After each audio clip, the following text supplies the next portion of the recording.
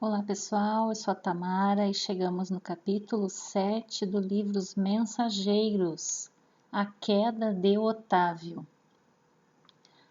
A ausência de Aniceto deu ensejo a palestras interessantes. Formaram-se grupos de conversação amiga. Impressionado com as senhoras que haviam solicitado providências para Otávio, pedi a Vicente me apresentasse a elas. Não que me movesse curiosidade menos digna, mas desejo de alcançar novos valores educativos sobre a tarefa mediúnica, que a palavra de Telésforo me fizera sentir em tons diferentes. Por quê? Vamos recapitular aqui rapidinho. O livro Os Mensageiros foi publicado por Chico Xavier em 1944, mesmo ano de publicação do livro Nosso Lar. Dentro do livro Nosso Lar, lá no capítulo 24, a gente fica sabendo que André Luiz anuncia que aquele momento ali era o momento da Segunda Guerra, agosto de 1939. Sendo que ele estava naquele mesmo ano, lá em Nosso Lar, em estado de recuperação ainda. Só no finalzinho do livro é que ele começa a trabalhar nas câmaras de retificação, onde um ano se passou, 1940. Então, de 1940 até 44, digamos, ele tem pouca experiência nessa questão de espiritualidade, nessa questão mediúnica. Tanto que nos primeiros capítulos desse livro, Os Mensageiros, André Luiz comenta que mediunidade seria uma entrega de cartas, seria um trabalho de correio. E ele não estava entendendo que não é isso, que exige toda uma preparação. Então, só para a gente entender aqui que ele está aprendendo sobre todo o processo que envolve esse intercâmbio mediúnico. Então, continuando, o amigo atendeu de boa mente. Em breves momentos, não me achava tão só à frente das irmãs Isaura e Isabel, mas do próprio Otávio, um pálido senhor que aparentava 40 anos. Também sou principiante aqui, falou André Luiz, e minha condição é a do médico falido nos deveres que o senhor lhe confiou. Otávio sorriu e respondeu: possivelmente, o meu amigo terá a seu favor o fato de haver ignorado as verdades eternas no mundo. O mesmo não ocorre comigo. Ai de mim! Não desconhecia o roteiro certo que o Pai me designava para as lutas na terra. Não possuía títulos oficializados de competência. Entretanto, dispunha de considerável cultura evangélica, coisa que, para a vida eterna, é de maior importância que a cultura intelectual, simplesmente considerada. Tive amigos generosos do plano superior, que se faziam visíveis aos meus olhos. Recebi mensagens repletas de amor e sabedoria, e, no entanto, caí, mesmo assim, obedecendo à imprevidência e à vaidade. As observações de Otávio impressionavam-me vivamente. Quando no mundo eu não tivera contato especial com as escolas espiritistas e experimentava certa dificuldade para compreender tudo quanto lhe desejava dizer. Ignorava a extensão das responsabilidades mediúnicas, respondi. As tarefas espirituais tornou o interlocutor algo acabrunhado. Ocupam-se de interesses eternos e daí a enormidade de minha falta. Os mordomos de bens da alma estão investidos de responsabilidades pesadíssimas, porque eles estão levando a consolação às pessoas. Os estudiosos, os crentes, os simpatizantes no campo da fé podem alegar ignorância e inibição. Todavia, os sacerdotes não têm desculpa. é o mesmo que se verifica na tarefa mediúnica. Os médiuns não têm desculpa, os palestrantes não têm desculpa. E aqui um exemplo de Cosme Massi, que é estudioso e palestrante sobre Kardec. Ele nos diz: a aprendizagem ocorre sempre, mas com Kardec é apenas mais rápida e melhor. Então hoje a gente tem as obras de Allan Kardec para aprender mais rápido e melhor. Os aprendizes ou beneficiários nos templos da revelação nova podem referir-se a determinados impedimentos, mas o missionário é obrigado a caminhar com um patrimônio de certezas tais que coisa alguma o exonera das culpas adquiridas. Mas meu amigo, perguntei, assaz impressionado, que teria motivado o seu martírio moral? Noto-o tão consciente de si mesmo, tão superiormente informado sobre as leis da vida, que me custa acreditar que se encontre necessitado de novas experiências nesse capítulo. Ambas as senhoras presentes mostraram um estranho brilho no olhar, enquanto Otávio respondia. Relatarei minha queda. Verá como perdi maravilhosa oportunidade de elevação. E após mais longa pausa, continuou gravemente. Depois de contrair dívidas enormes na esfera carnal, noutro tempo, vim bater às portas de nosso lar, sendo atendido por irmãos dedicados, que se revelaram incansáveis para comigo. Preparei-me, então, durante 30 anos consecutivos, para voltar à Terra em tarefa mediúnica, desejoso de saldar minhas contas e elevar-me a alguma coisa. Não faltaram lições verdadeiramente sublimes, nem estímulos santos ao meu coração imperfeito. O Ministério da Comunicação favoreceu-me com todas as facilidades e, sobretudo, 6 entidades amigas movimentaram os maiores recursos em benefício do meu êxito. Técnicos do auxílio acompanharam-me à terra, nas vésperas do meu renascimento, entregando-me num corpo físico rigorosamente sadio. Segundo a magnanimidade dos meus benfeitores daqui, seria-me concedido certo trabalho de relevo, na esfera de consolação às criaturas. Permaneceria junto das falanges de colaboradores encarregados do Brasil, animando-lhes os esforços e atendendo a irmãos outros, ignorantes, perturbados ou infelizes. O matrimônio não deveria entrar na linha de minhas cogitações. Não que o casamento possa colidir com o exercício da mediunidade, mas porque meu caso particular assim o exigia. Nada obstante, solteiro, deveria receber aos 20 anos os 6 amigos que muito trabalharam por mim em nosso lar, os quais chegariam ao meu círculo como órfãos.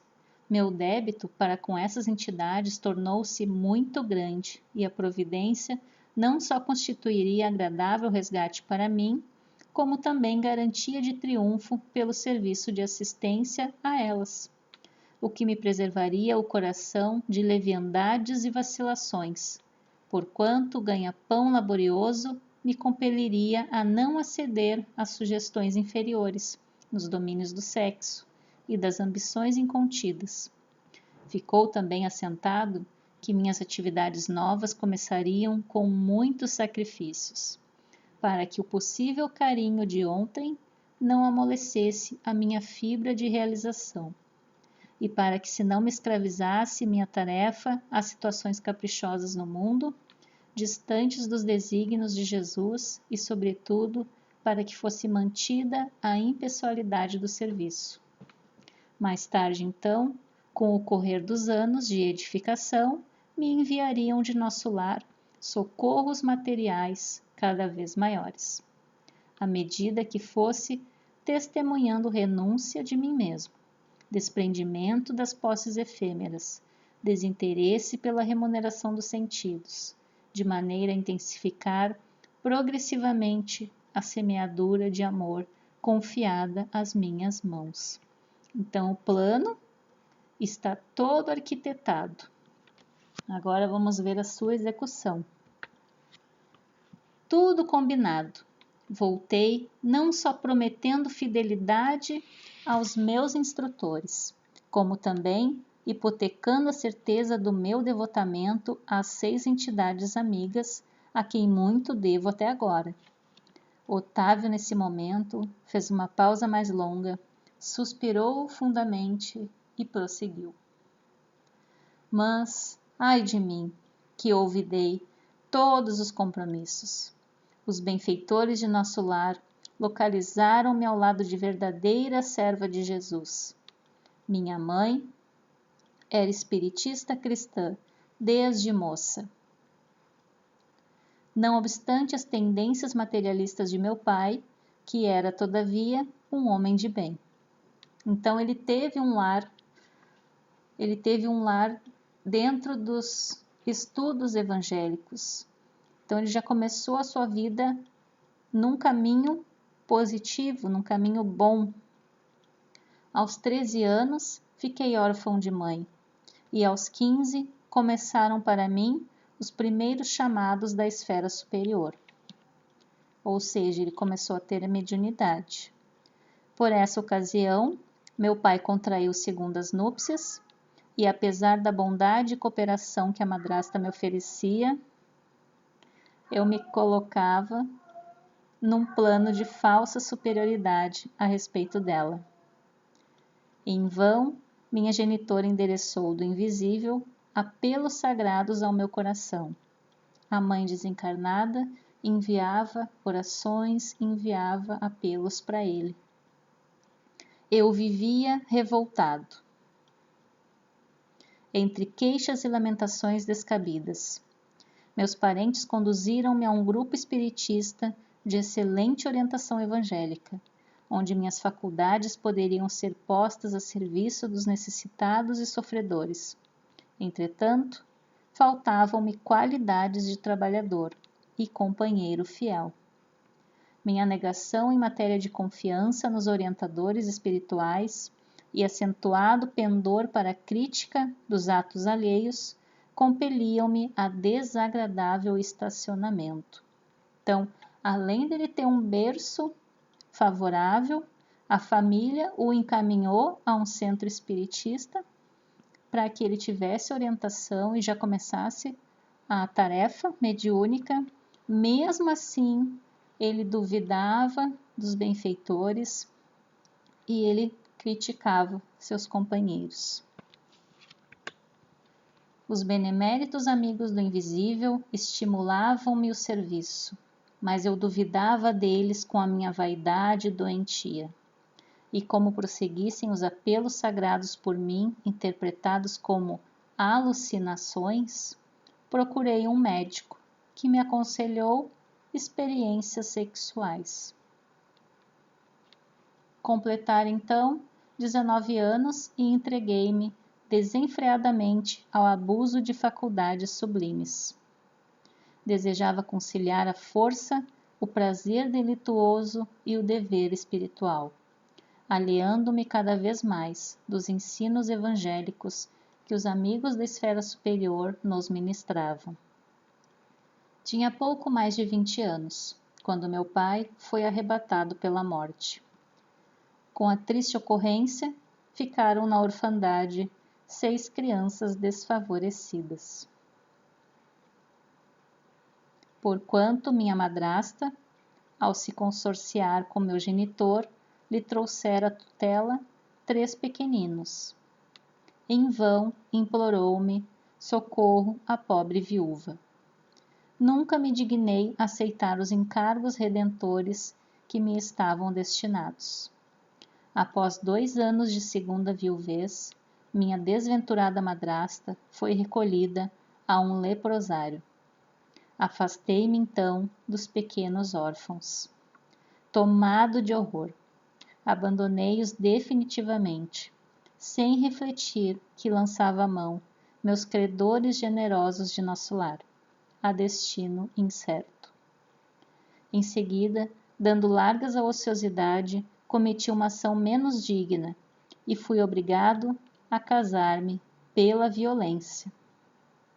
Mesmo assim, porém, persistiam os chamados do invisível, revelando-me a inesgotável misericórdia do Altíssimo.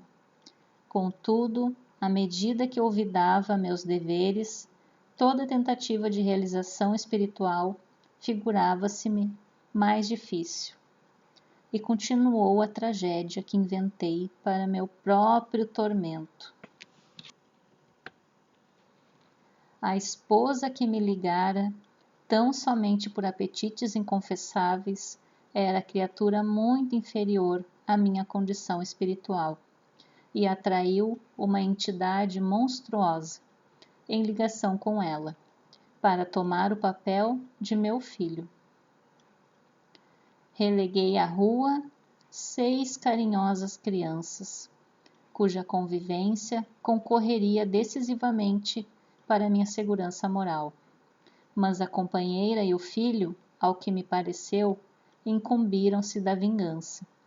Atormentaram-me ambos até o fim da existência, mãe e filho.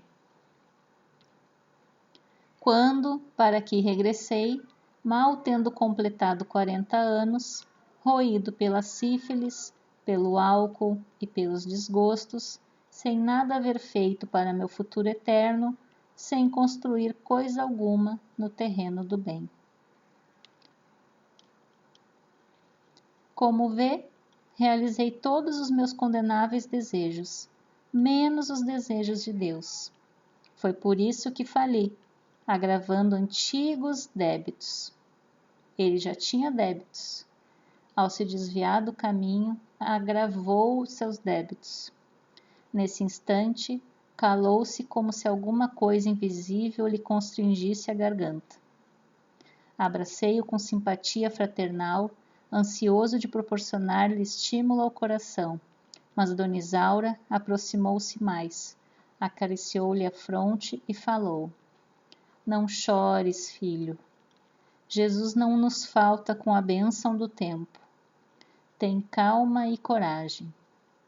E, identificando-lhe o carinho, meditei na bondade divina, que faz ecoar o cântico sublime do amor de mãe, mesmo nas regiões de além-morte.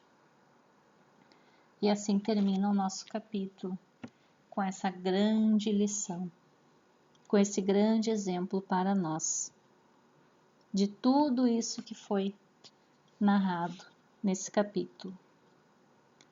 Nós sabemos, conforme os estudos, que nós também somos os trabalhadores da última hora. Então, possivelmente, todos nós temos aí um plano arquitetado. Será que nós estamos indo bem nesse plano? Vamos refletir todos nós.